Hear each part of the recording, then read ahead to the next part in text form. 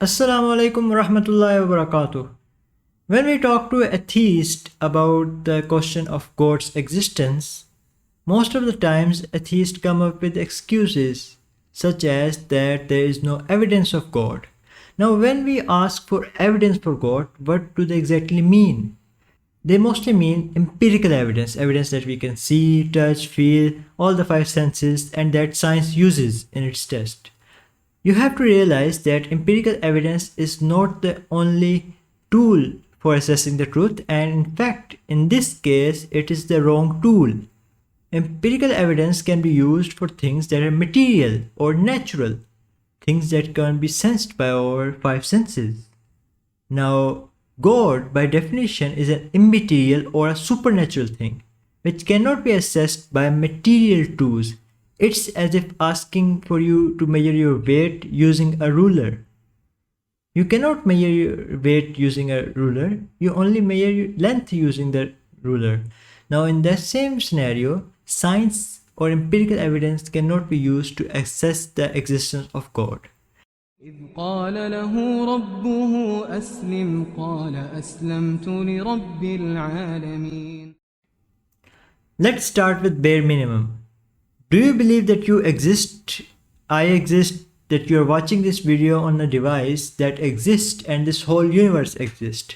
Of course you do. These are the bare minimum that are needed to act rationally. So let's start there. The universe exists, the universe is not eternal. It came into being about 13.8 billion years ago, if I am correct. So, the universe came into existence. Now, how could it come into existence, or what could cause its existence?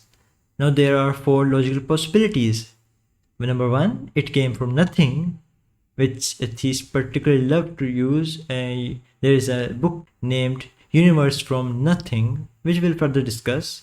2, that it created itself. 3, another favorite of atheists, multiverse. 4, or it was created by something. Let's start with option number 1, a universe from nothing. Now, let me ask you a question. Can you actually imagine nothing?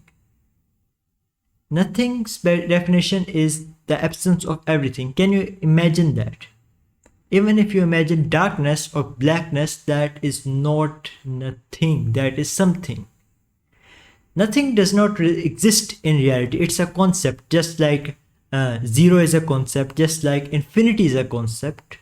These concepts don't actually exist in reality. They are used to convey meanings. And nothing, when it does not exist in reality, cannot give rise to something. The nothing that William Lane Craig uses in his book is actually something. He does not define it as the absence of everything. So nothing cannot bring about something. It's a logical impossibility. Now let's move on to option number 2.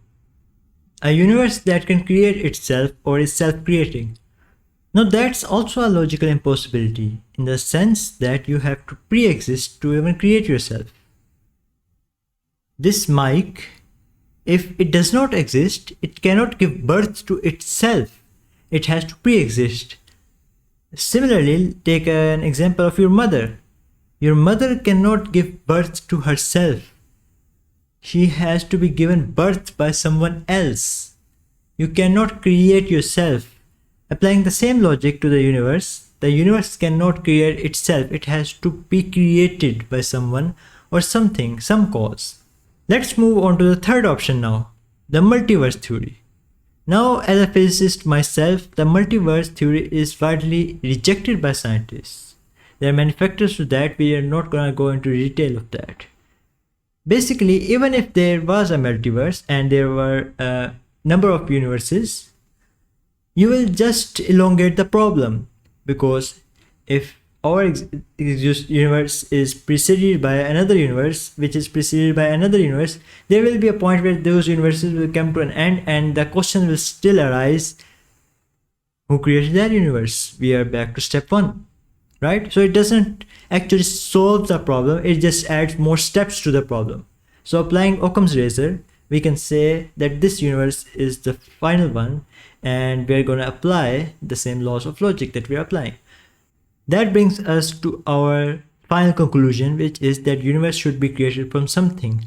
Now that something can be matter or energy or anything else, we're not calling it God or a higher power at this point, but that something should possess some necessary attributes, some necessary properties to be something that can cause the universe. Number one, it should have more power than the universe to create it.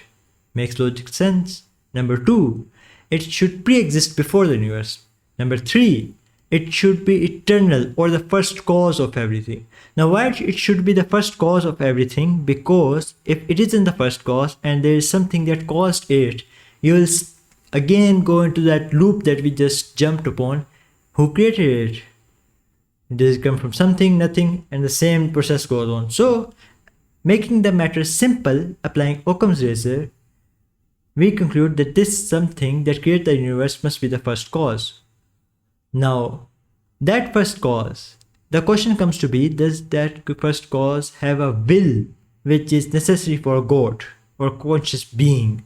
Does that first cause possess the attribute to choose when to create the universe?